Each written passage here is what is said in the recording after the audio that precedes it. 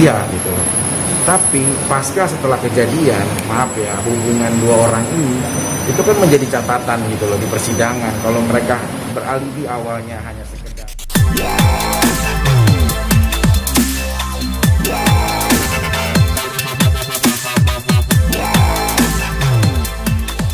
itu dihadirkan di pengadilan dan sudah disumpah, itu sebenarnya saksi sebenarnya yang nggak kalau menurut aku gitu loh. Jadi fakta hukum yang baru dalam sebuah persidangan.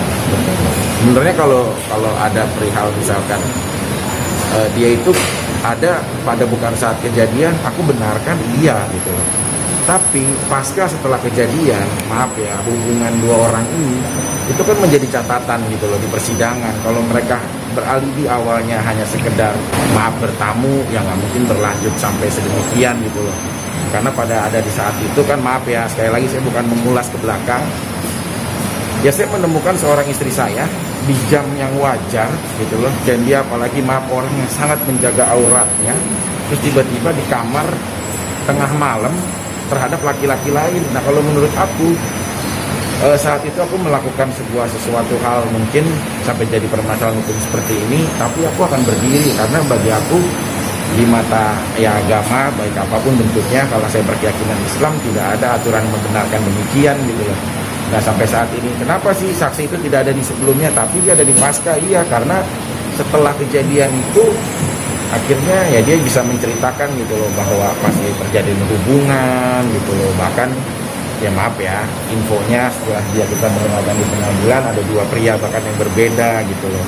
Kalau takut khawatir mungkin karena kita punya keluarga, kita punya anak, kita punya lingkungan, yang disalahkan itu bukan orang lain tapi evaluasi diri kita sendiri gitu loh.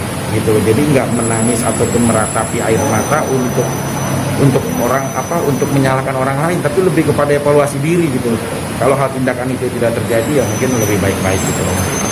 Ya, jadi ada rasa ketakutan nggak sih misalkan kalau misalnya kita bilang keputusan hakim itu tidak akan berdampak ke pernikahan agama itu?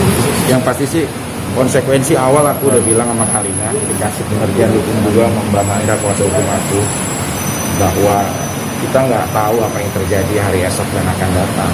Tapi aku juga sedikit kurang berkenan sih, maksudnya kasihan Kalina ikut dalam area yang dia seharusnya nggak ada gitu. Tapi ya inilah aku dengan konsekuensi masa lalu aku yang masih berjalan gitu. Andai kata nanti di pernikahan apapun, setelah pasca menikah aku udah bilang kita harus siap dalam situasi apapun gitu sih kalau menurut aku. Hari ini Kak Lutfi mungkin akan menghadirkan berapa saksi?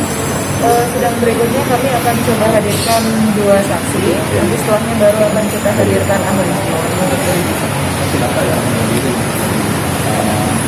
saksi fakta? Saksi fakta nanti kita lihat aja saksinya saksi apa, kita tidak bisa buka di sini, nanti silakan langsung lihat dalam sidang. Iya, karena sekali lagi terakhir saya menyampaikan perkara saya jangan sampai jadi ajang percontohan. Meskipun saya pernah dihukum 2 bulan 10 hari sampai pada akhirnya melalui fakta persidangan dengan berbesar hati majelis memberikan saya bebas secara penangguhan. Tapi saat berdiri perkara bahwa dimanapun konsekuensinya, namanya seorang istri berada di tengah malam dengan pria lain di dalam kamar itu bukan suatu hal yang dibenarkan gitu loh. Jadi kita harus sepakat untuk hidup itu bukan hanya ada norma aturan hukum tapi juga ada norma aturan agama dan lingkungan gitu loh maksud saya. Apalagi maaf ya, miris mendengar dari kesaksian driver yang sebelumnya gitu loh. Saya hanya membantu karena dia tidak digaji sebelumnya gitu. Saya nggak ada hal apapun, saya nggak pernah tahu dia yang menghubungi saya melalui DM Instagram gitu dan lain-lain gitu.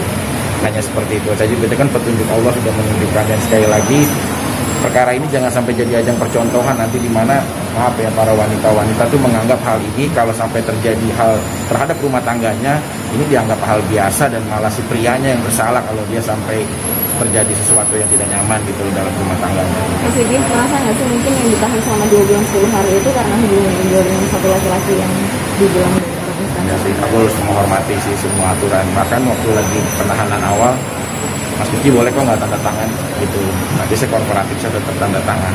Bahkan saya ya Mas Vicky nanti akan dikirim ke rutan sel yang baru ya gitu. Saya akan menjalani semua prosesnya. Karena ya saya bilang lah bahwa hukum Tuhan Allah Subhanahu Wa Taala, hukum itu tidak akan pernah tertukar. Sekarang kita nggak mungkin berteriak-teriak habisin keringat untuk meneriakan siapa yang benar. Tapi kalau bagi aku, ya si bodoh ini selama aku pernah berjalan dan sedikit tahu aturan agama, bahwa ya sekali lagi gitu, seorang wanita hijab yang tidak wajar bersama pria lain di dalam kamar, apalagi bisa menjaga auratnya, itu nggak boleh sembarangan.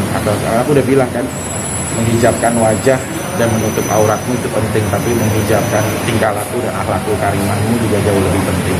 Ya, Ini sidang selesai lebih cepat, akan nyusul Kalina?